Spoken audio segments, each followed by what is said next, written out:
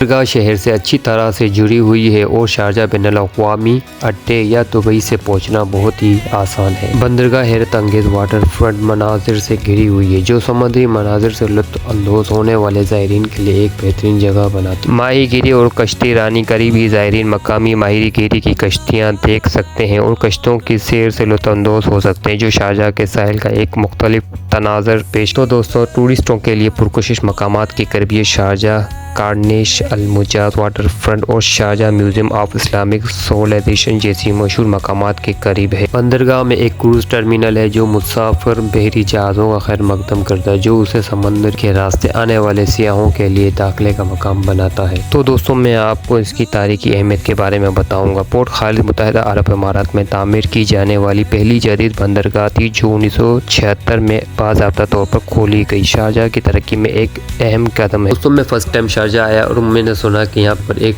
बैतुल क़ज़ा नाम की एक जगह है, तो मैं बैतुल क़ज़ा देखने के लिए मैं शारजाह पहुँच गया। शारजाह का विज़िट किया है पोर्ट खालिद में, जहाँ पे बैतुल क़ज़ा वाक़या है। मुत्तहिदा अरब अमारात का कानूनी निज़ाम एक वफाकी अदलिया के साथ काम करता है, जिसकी सरबराही वफाकी सुप्रीम कोर्ट करती है, जो कि मुत्तहिदा अरब अमारात में आला तरीन अदालती अथॉरिटी। यहाँ एक मज़ीद तफसीली ब्रेक डाउन है। मकामी अदालती महकमा दीगर इमारात की तरह शारजाह का भी अपना आज़ाद अदलिया महकमा है। मुत्तहिदा अरब अमारात में अदालती निज़ाम में 3 दर्जे शामिल हैं: अदालत बराए फर्स्ट इंस्टीट्यूट, वफाकी और मकामी अदालत बराए अपील। वफाकी और मकामी और वफाकी सुप्रीम कोर्ट वफाकी सतह पर और इमारत की मकामी सतह पर, जिसे बैतुल क़ज़ा कोर्ट या शारजाह में एक मकामी अदालती महकमा है। और मुत्तहिदा अरब अमारात के कानूनी ढांचे में वफाकी और मकामी अदालती निज़ाम शामिल, जिसमें वफाकी सुप्रीम कोर्ट आला तरीन अदालती अथॉरिटी है। और मुत्तहिदा अरब अमारात के कानूनी ढांचे में वफाकी और मकामी अदालती निज़ाम शामिल है, जिसे बैतुल क़ज़ा कहा जाता है, जिसे अदालत अदल व इंसाफ की करने की जगह है, जिसे हम कोर्ट कहते हैं, जहाँ पर अदल व इंसाफ के फैसले किए जाते हैं।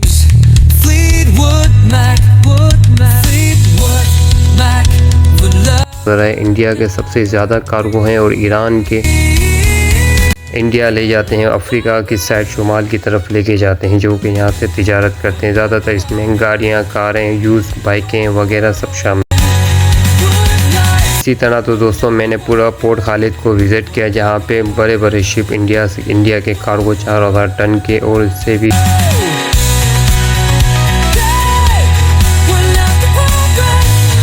अगर आपको ये जगह कैसी लगी तो मुझे कमेंट्स करके अपनी राय का इजहार करें, और प्लीज़ मेरे चैनल को सब्सक्राइब करना ना भूलें, और ऐसी इंफॉर्मेटिव वीडियो के लिए मुझे अपनी राय से आगाह करें।